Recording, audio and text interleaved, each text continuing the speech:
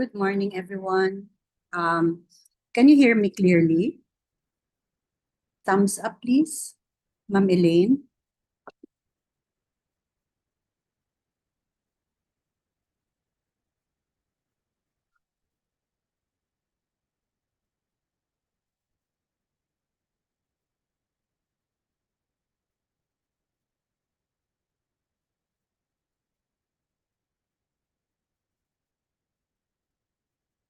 Anyone? Kindly let me know through the chat if you can hear me. Yes po, Doc. Rinig po. All right. Thank you. Thank you, Paolo. So for this morning, the topic that I'll be discussing with you is forensic psychiatry. And here are the objectives. Okay. So just a short outline of the titles of this chapter.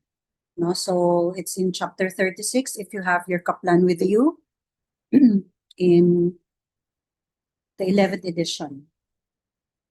So as a trigger warning, in this lecture, I'll be mentioning about mental illness, suicide, violent behavior, and some cases involving murder. So if anyone is not comfortable to listen through this lecture, you may be excused, and please seek help.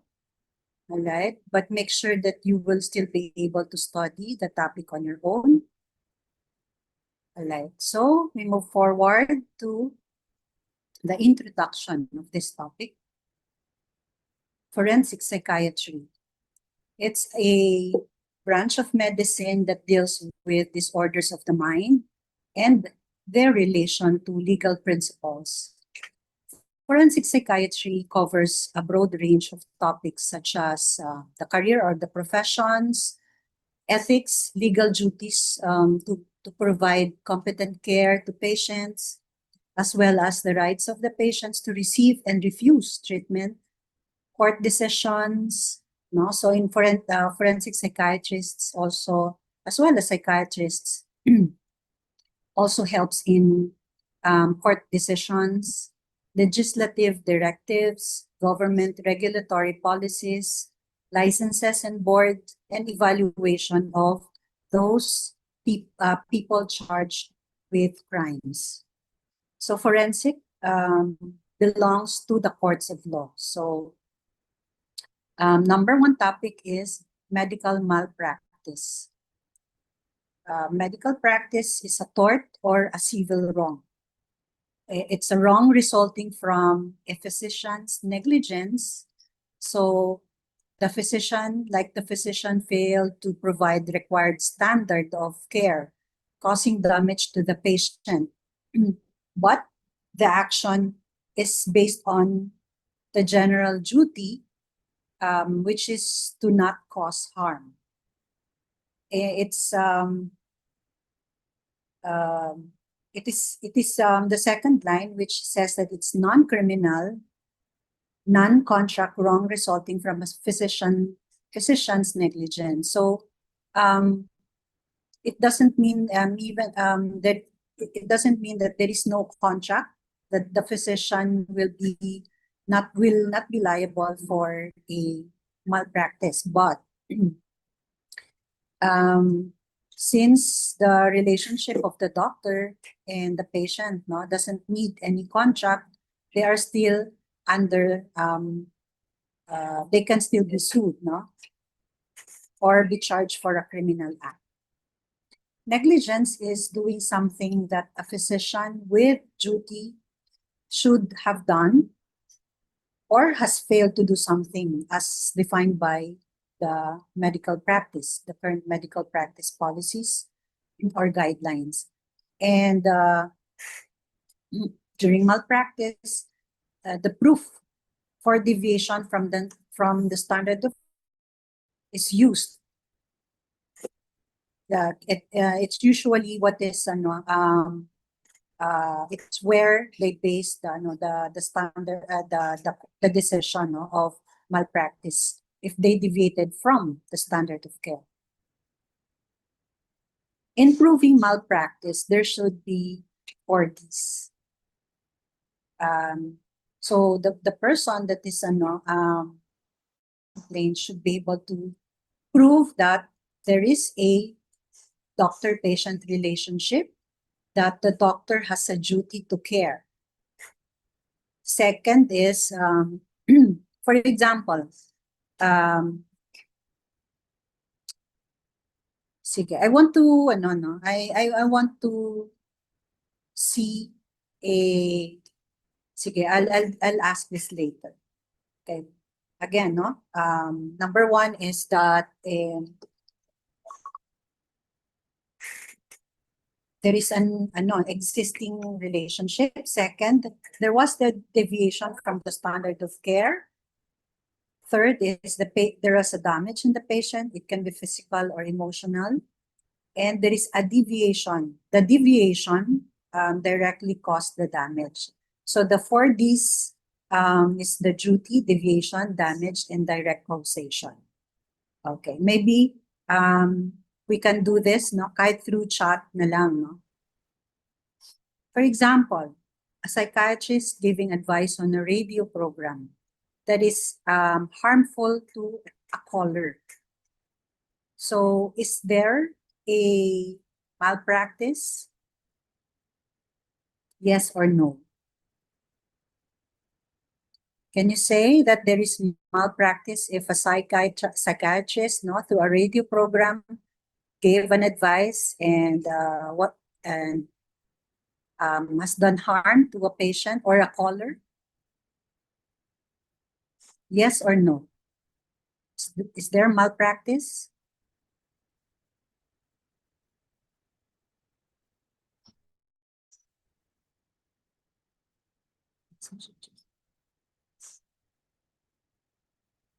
Or thumbs up na lang, oh. I want to know if if you're listening, thumbs up. If you think that there is a malpractice, if the caller can sue malpractice against the psychiatrist.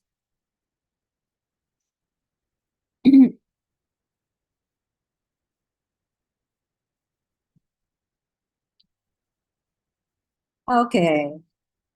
Okay, so walang mga sagot. So the answer is no again. No? There is no existing relationship between the doctor and the patient. So as a protection, those doctors on a radio program should give a caveat that there is no doctor-patient relationship, no, when they give advice. So the answer is no. Okay, another. The patient's worsening condition is not related to negligent care. For example, a patient is having depression, but the patient was admitted due to a surgery, a surgical care, and then the wound was getting worse. The psychiatrist, can the psychiatrist be sued for that? So the answer is no. Okay, because the condition that was worsening has nothing to do with the depression. Okay. Second, another one. Psychiatrists providing due care and mistakes made may not necessarily incur liability. Okay, so for example, because of the psychiatrist, no, they make judgment call on treatment, and there are usually a lot of options that would exist. So decisions that may be proven wrong, but it's not a deviation in the standard of care, no, it's not a malpractice. Okay, so what is important is as a protection, the patient should be informed of the side effects, the possible, anything that is foreseeable, okay? About side effects or any other information that will help the patient understand better. The patient would understand better the management and what they have to anticipate in the future. And of course, in malpractice, motivation and the intent to harm should also be proven. No? Okay. So those things not in the this is just a guide. No, those things that I say that are not in the slides. No, might be given in the exams.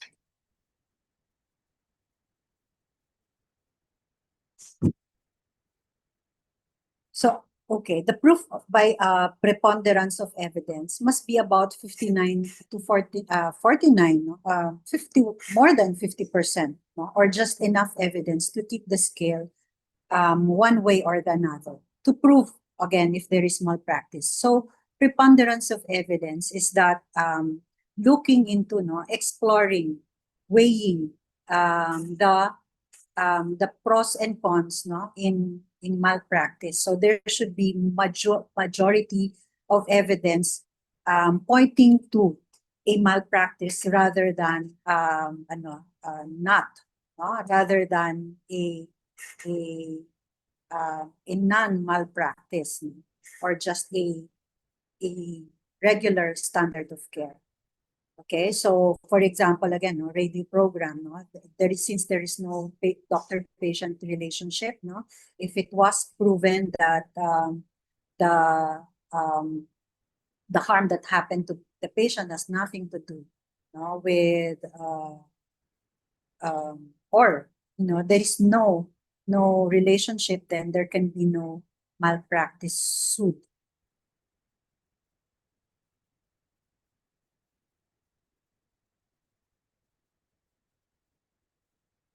Okay, other malpractice in psychiatry would include prescription practices. If there is a negligence in the giving of prescription, the split treatment. This is very common in psychiatry. Split treatment is done by, for example, a psychiatrist and a therapist, or another doctor in another specialty, or the high-risk clinical situations. So negligent prescription practices includes exceeding recommended doses, giving dosages, high dosages, or more medications than that is enough. For usually here in the Philippines, we provide medications good for 1 month. If they are expected to follow up after a month, and then failure to adjust medication, the medication level to therapeutic levels. So medication should always be within therapeutic levels, not underdose nor overdosing. Unreasonable mixing of drugs, prescribing medication that is not indicated, and too many drugs at one time, or failing to disclose medication effects. So when prescribing medicines, aside from that, the information in the prescription, patients should know the diagnosis, the treatment, the consequences, alternative medications or treatment, as well as prognosis. Okay, split treatment. As I have mentioned, this is a potential malpractice traps in among doctors or psychiatry. Psychiatrists, this is where the psychiatrist provides medication, for example, and another probably non-medical therapist conducts psychotherapy. This is the usual setting in psychiatry. So even if there are two therapists taking care of one patient, there is no partial patient. And if something happens, both the psychiatrist and the non-medical professional can be sued. So it is important that um, all um, all the therapists taking care of the patient should have a adequate evaluation, and then they should be able to document prior medical records, and then a regular monitoring. Okay, so for example, if the patient going through therapy, while the therapist provides medication and maybe the psychotherapist was not able to inform the psychiatrist about the plan of self-harming behavior and the plan to not to hurt themselves. So, and if a patient commits suicide, then um, both of the therapists will be liable. So, as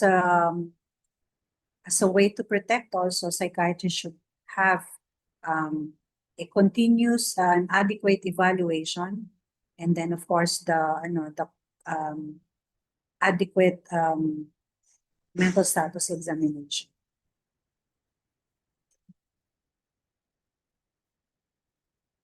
High risk situations in practice of psychiatry is the tardive dyskinesia, which can be seen as part of negligence.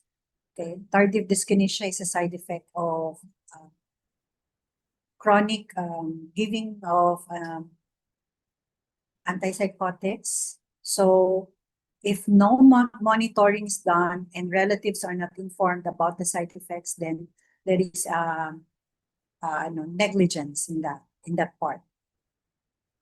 Okay, so suicidal patients. So psychiatrists may be sued when their patients commit suicide, especially if they are admitted in a facility or a hospital.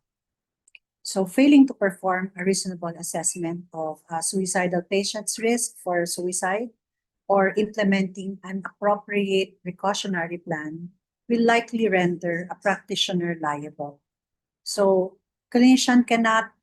psychiatrist or clinician cannot accurately predict when or if a patient will commit suicide. And there are no professional standards exist, but standards for assessing the suicide risks exist. But at best, only the degree of the suicide risk can be judged after a comprehensive psychiatric assessment. So the law assumes that suicide is preventable if it is foreseeable. So foreseeability is not the same with preventability. So what will help is the timely assessment, comprehensive assessment of suicide risk. Okay, another high risk situation is violent patients, and psychiatrists can be sued for failure to control aggressive patients and discharging patients who are violent, because they have there is a possibility that they can also harm other people. So for clinicians and psychiatrists, they have a duty to protect the patients as well as other people. Privilege and confidentiality. Privilege is the right to maintain secrecy or confidentiality in the face of a subpoena. So clinicians have a privileged communication. Privileged communication usually happens between husband and wife, doctor, patient, and the law protects them from forced disclosure. But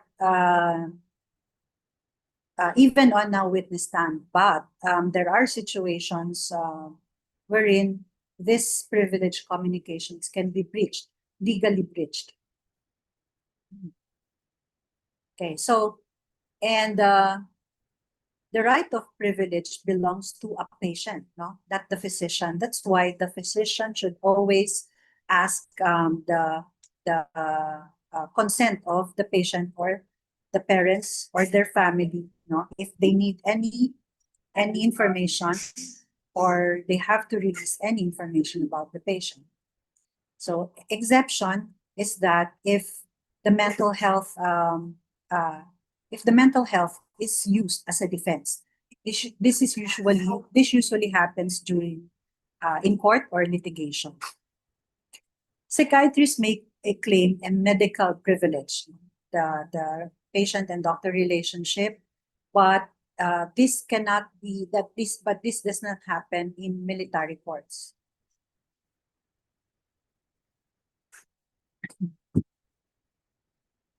Medical ethics bind all physicians to hold secret all information given by the patient. So that would include a group within a circle of confidentiality. For example, during supervisions, case discussions, consultants, no, or consultants consulting other doctors. So there is a medical ethics about confidentiality.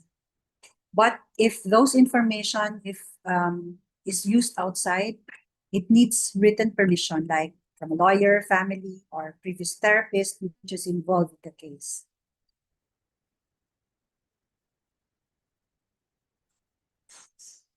So confidentiality is a professional obligation.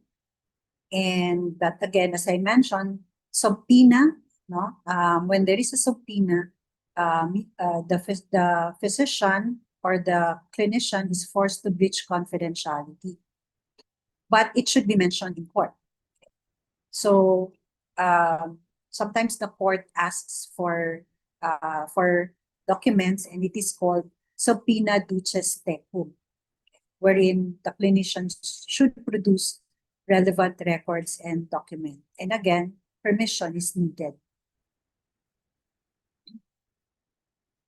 Confidentiality also should be present, no? For example, in insurance companies. So they are an example of a third-party payers and supervision. But what is important for the insurance are the minimum information needed. So discussion about patients, no? So the psychiatrists have an obligation not to disclose identifiable information. So during case discussions, there is no need to identify, to give the information, the name, address, the exact address.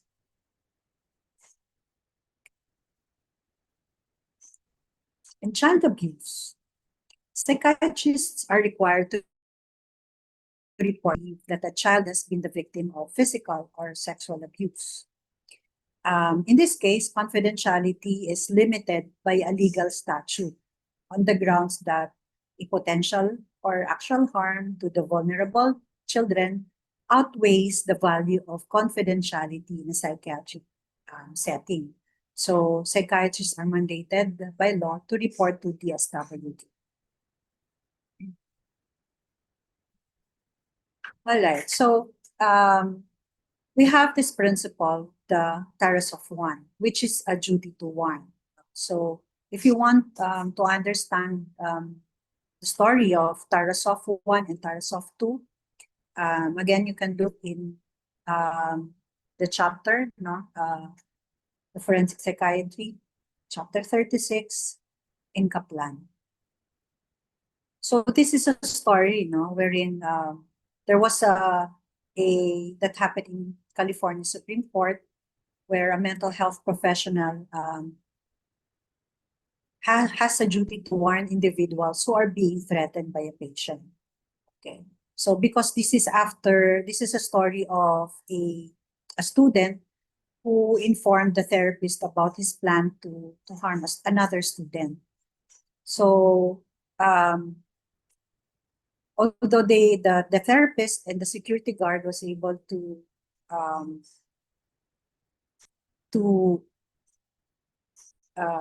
hold the patient, no, in But due to the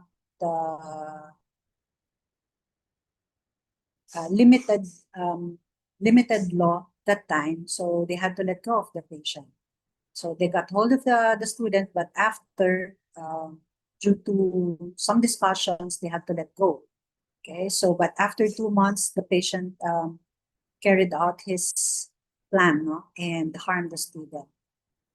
So, and the decision was based on the special relationship between the therapist and the patient. So here, in Tarasoff 1, the therapist may notify the intended victim, no, or others likely to notify the victim, like teachers, parents, relatives, and to notify the police or to take whatever steps reasonably necessary. So to report intended homicide, no, is can be done, no, but not necessarily the fantasies. Sometimes, no, patients would fantasize that they have these plans. So when you have to report those behaviors or those intent, you don't need to give a detailed information, but just report a plan of homicide. But after 6 years, a second ruling in the case of Tarasoff, now known as Tarasoff 2, which broadened the Tarasoff 1. The ruling, there was a ruling after 6 years. Now it is not just a duty to warn, but a duty also to protect.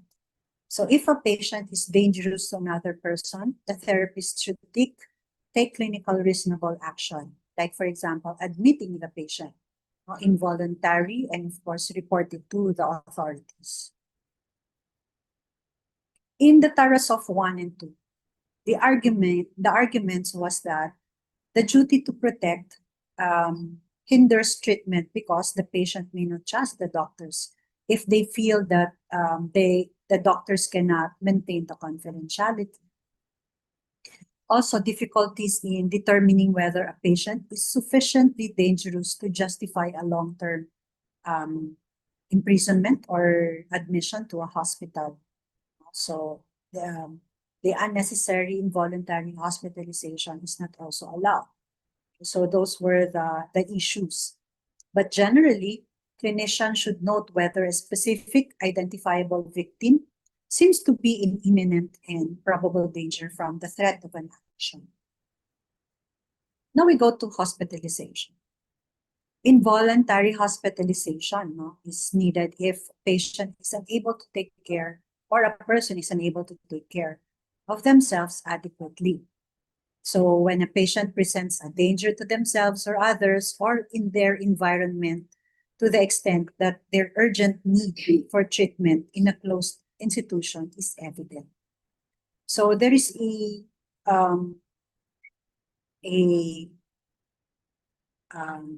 doctrine, parents patria, wherein the state acts as a surrogate parent for those unable to take care of themselves. So they will take charge of the patient, in the hospitalization and the legal issues. So there are 4 procedures of admission.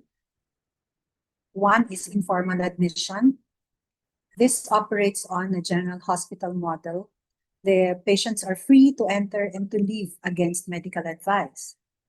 The second is the voluntary admission, wherein patients apply in writing that they need admission to a psychiatric hospital, or patients are admitted if during an examination it revealed the need for hospital treatment. Or temporary admission. For example, a senile or confused patients require hospitalization and they cannot decide on their own. And it should not be more than 15 days. Okay? If the doctor feels that treatment or hospitalization is required more than 15 days, then they should inform the hospital, okay, the hospital administration, and to review the case. Another procedure is the involuntary admission. This for patients who are suicidal and a danger to themselves, or homicidal and thus a danger to others. Patients may be applied for by a relative or a friend. And two physicians should agree to the need for hospitalization. And this is only allowed for 60 days. And then and the case should be reviewed if it necessitates admissions beyond 60 days. If a patient who had been hospitalized involuntarily and believe that they should be released, have the right to file a petition for a writ of habeas corpus. In the Philippine mental health law with regards to hospitalization, Section 9. Okay, so during psychiatric or psychiatric emergencies, when there is impairment and temporary loss of decision-making capacity on the part of the patient, or treatment, or a restraint or confinement, or whether the physical or medication may be administered or implemented, and should be following the condition. So the psychiatrist should follow this one. If it's the restraint is necessary, okay, and also not with here in the Philippines we follow the treatment of 15 days, and then if it needs beyond 15 days, then they can file for review of the case.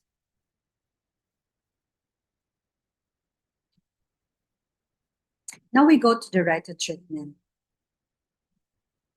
All patients have the right to quality of care, and this is a fundamental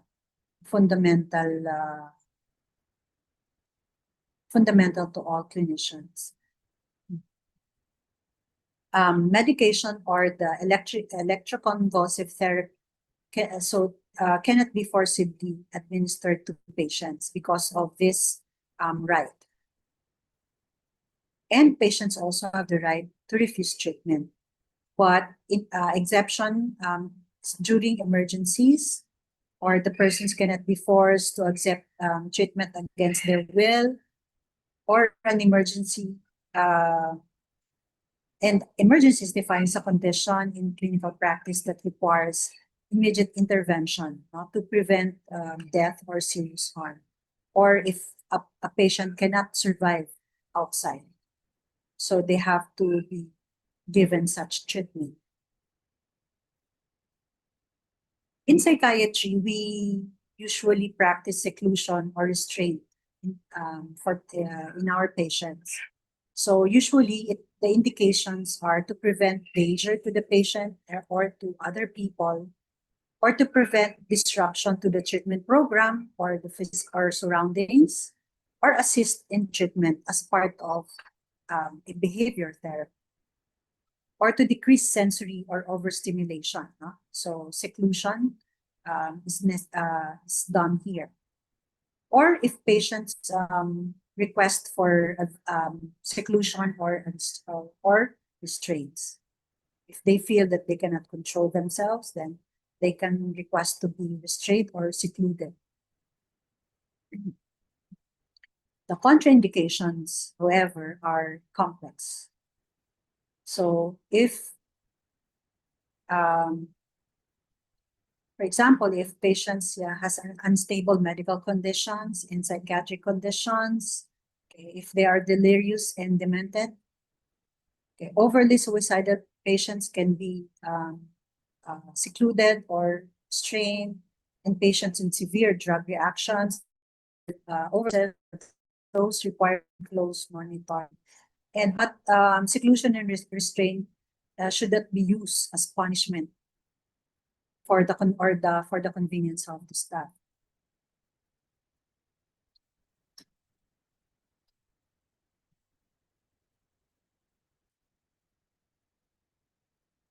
Civil rights of patients are also important in psychiatry.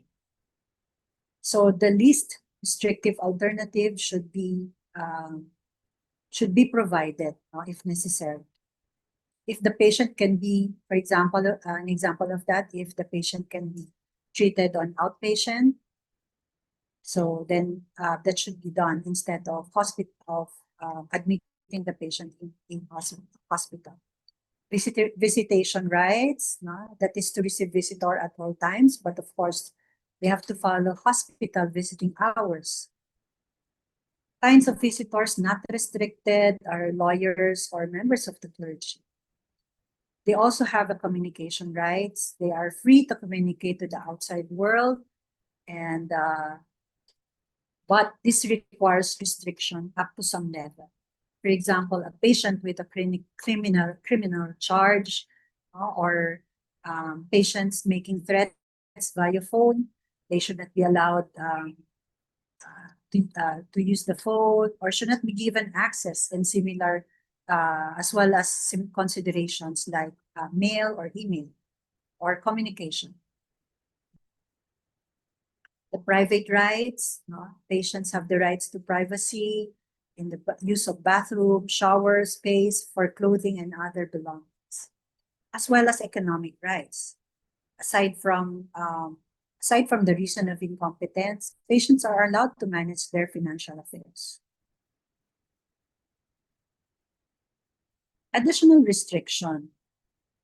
Restraints and seclusion can only be implemented by a written order from an appropriate medical official or the physician seeing the patient. Orders are confined to specific time limited period. Usually it's 30 minutes, 15, 5 minutes. A patient's condition must be regularly reviewed and documented, and any extension of any original order must be reviewed and authorized. Informed consent. The basic elements of informed consent is a fair explanation of the procedure, the purpose, which includes information if it's experimental. Description of discomfort and risks should be included, as well as description of benefits to be expected. Disclosure of alternative procedure that may be advantageous to the patient should also be part of it. An offer to answer inquiries, instruction that the patient is free to withdraw and to discontinue participation anytime without prejudice, as well as the patient has a right to refuse treatment.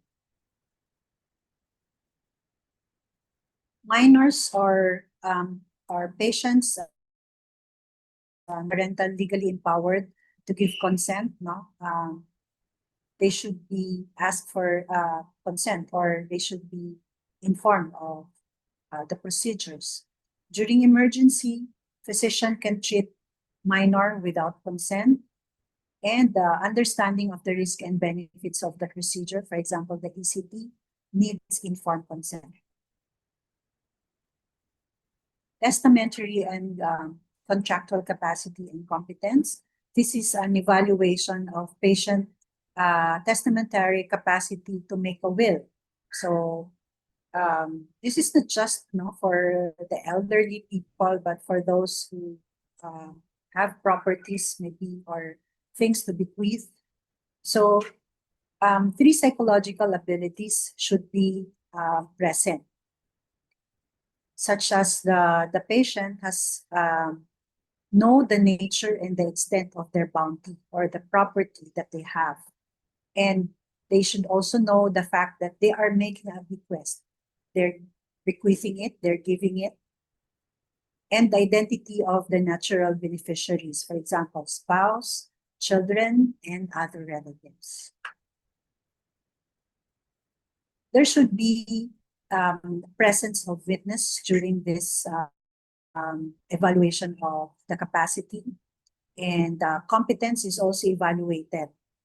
It is the basis of the person's ability to make the judgment. So if if the patient has mental illness, it does not mean that they are incompetent. Again, you have to make sure that even if they are diagnosed with a mental disorder, they still have this ability, the three abilities, psychological abilities. So the decision to deem someone as competent is the judge decision and not the physician. And they can be represented by a power of a third.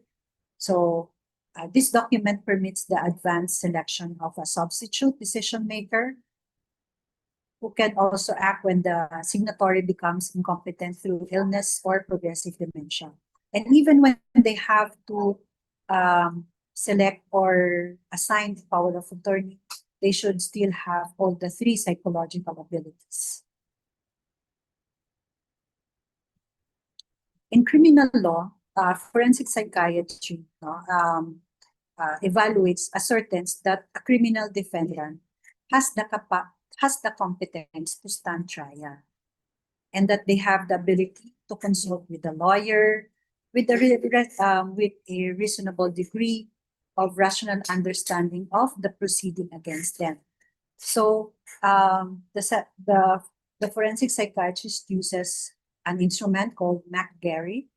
This is done by McGarry, a competence screening test, a tool used to assess the defendant's competency to stand trial. So this is the component of that instrument. Okay, ability to appraise legal defenses available, the level of behavior, the quality of relating to the attorney, or to interact with the attorney, to plan legal strategy, to appraise the roles of the participants during the trial, understanding the procedures, the charges that the charges against them, appreciation of the range and the nature of the penalties, the outcome, and witnesses, the ability to challenge the witnesses in the other party, testify relevantly, and of course, motivation. Okay, so you can this instrument, if you are curious about it, you can find it in via the internet. So it's a 13 item forensic interview tool. It focuses on assessing the understanding of the procedures, and it's widely used for evaluating the competency. All right, so the first one is a competence to stand a trial, but there is also the forensic psychiatry also assess the competence to be executed, that the person is aware of what is happening and knows the purpose of the punishment. They are competent person to believe that they are in the best position to make whatever case is appropriate, and preserves until the end the possibility of recalling a detail that may prove exonerating. So until the end of before the execution, they're still given opportunity to recall some details that would prove them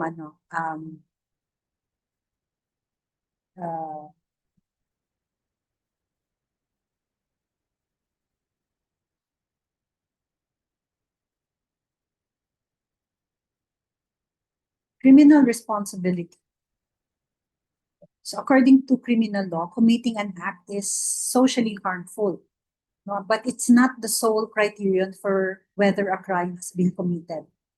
So there two components should be answered. It is a voluntary conduct or actus reus, and there is a mens rea or there is an evil intent. This refers to the mental state or the intent of the person committing the crime. So one rule is the McNaughton rule. This is a precedent for determining the legal responsibility. This was in this guidelines, the persons are not killed by reasons of insanity, especially if they are actively suffering from mental disease, such that they were not aware of the nature of their behavior, the quality, and the consequences of their acts, or if they were capable of realizing their acts were wrong. So commonly, this is known as the right or wrong test.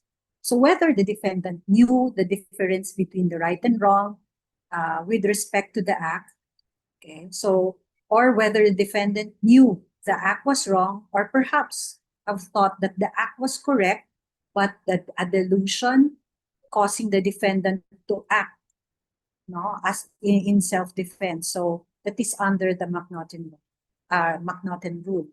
So maybe you can look into the case of Jeffrey Dahmer. So he falls into this kind of rule. So the model penal code, this is when persons are not responsible for criminal conduct if at the time of such conduct a result of mental disease or defect. So they lack the substantial capacity to appreciate the criminality of their conduct or to conform their conduct to the requirement of the law. So some patients may be guilty but mentally ill. So basically, they are still guilty, but the court imposes a sentence and the person receives a psychiatric treatment. So they are sentenced for their wrongfulness, but they are provided treatment. Other areas of forensic psychiatry is assessing the emotional damage and distress. So this had been increasing in years. No, there have been sued for psychological and emotional damages in patients as a consequence of witnessing a stressful act or physical injury or suffering due to stress. So also another work of forensic psychiatrists are workers' compensation, wherein stresses of employment may cause or accentuate mental illness, and the civil liability and recovered memories. Okay, so doctors who sexually exploits patients, no, so these are can be malpractice. If patients would remember or recovered some memories about exploitation, so forensic psychiatrists would also evaluate this.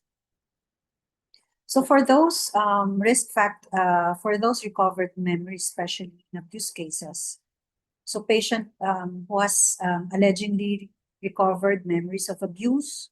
Okay, so the general principle of the clinical risk management in recovered memories that the therapist should follow. No?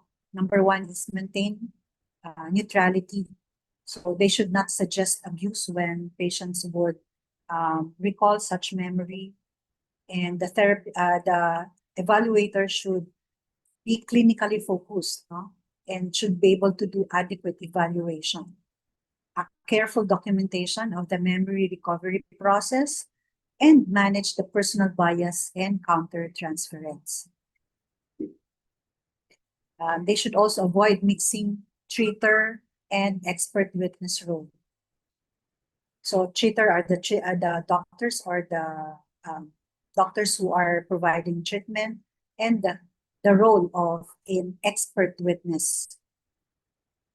Closely monitoring supervisory and collaborative therapy relationships, clarifying non-treatment roles, avoid special techniques such as hypnosis for those who have recovered memories, or staying within professional competence.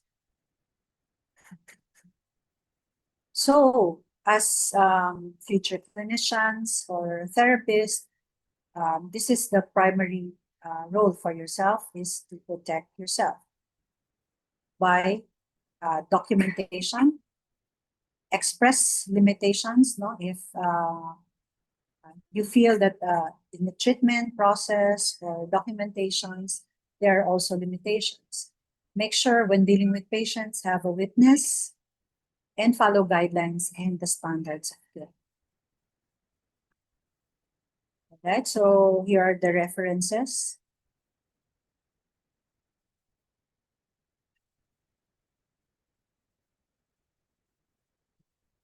So since 2018, no, there is a Mental Health Act already. Thank you for listening. If you have questions, may write it in the chat box or send the questions via email or through Canvas.